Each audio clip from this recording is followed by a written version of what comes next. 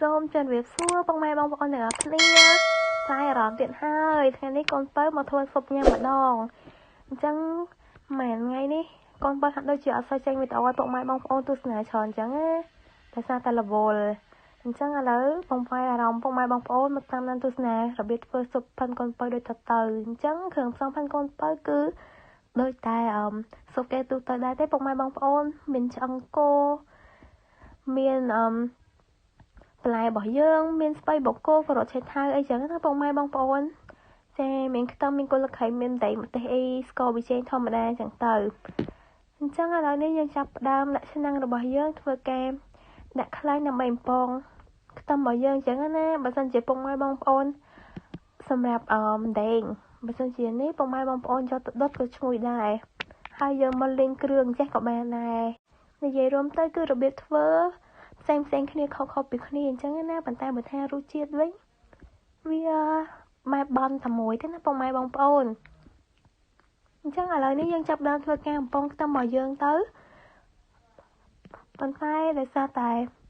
កូនបើភ្លេចដាក់ដេងពុកម៉ែបងប្អូនអញ្ចឹងកូនបើដាក់តាមក្រោយតិចទៀតនឹងហើយឥឡូវយើងឃើញថាខ្ទឹមរបស់យើងគឺវាឡើងក្រៀមឈ្ងុយហើយយើងធ្វើការដាក់សាច់ចូលទៅហើយសាច់នេះផងដែរក៏យើងធ្វើការកូរវាត្រឡប់ចាស់ត្រឡប់យ៉ាងដូចគ្នាណាពុកម៉ែបងប្អូន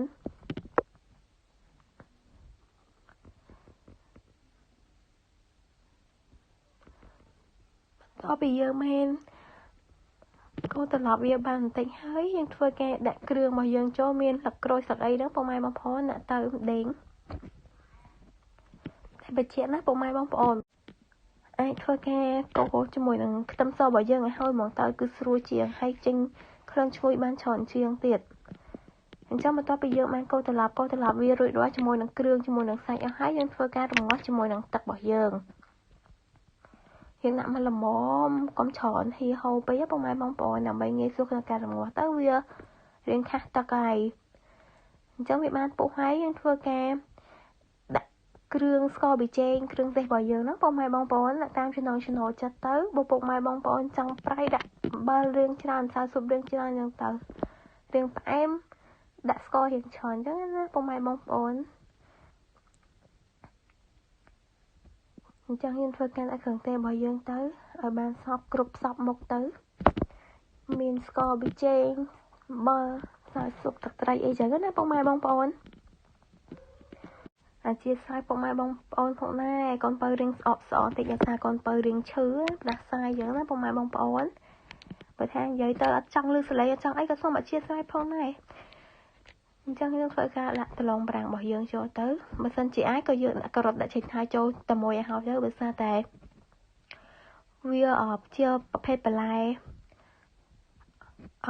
រឹងគ្រាប់ផុយអញ្ចឹងណាពុកម៉ែបងប្អូនយើងដាក់ចឹងទៅតានេះរៀងដោយស្ពៃបកគោបន្តិចចៃតែក៏ជាមិនបញ្ហាទេបន្តិចអញ្ចឹងស៊ុបរបស់យើងគឺថាបានពុះបដាបន្តិចទៀតហើយយើងធ្វើការដាក់ស្ពៃបកគោយើងចូលទៅក៏ប៉ិតពុំមានគ្រប់មុខពុកម៉ែបងប្អូនមានតកួនមានស្ពៃស្អីហ្នឹងដាក់មកអូយជាតិខ្លាំងតែម្ដងពុកម៉ែបងប្អូនតែកូនបើធ្វើស៊ុបនេះដូចជាអត់មានតកួនទេមានតែអញ្ចឹងយើងបងស្ពៃបងស្ពៃអីចាំមកពុកម៉ែបងប្អូនតាជាចុងក្រោយនេះក៏ឆ្អិនរួចរាល់អស់ហើយយើងដាក់ម្អមដាក់ម្ទេសអីចឹងទៅឃើញទេពុកម៉ែបងប្អូនតំណងអត់ស្នាដៃកូនបើជាចុងក្រោយក៏សូមអរគុណផងដែរពុកម៉ែបងប្អូនដែលបានតាមដានទស្សនាវីដេអូរបស់កូនបើសូមពុកម៉ែបងប្អូន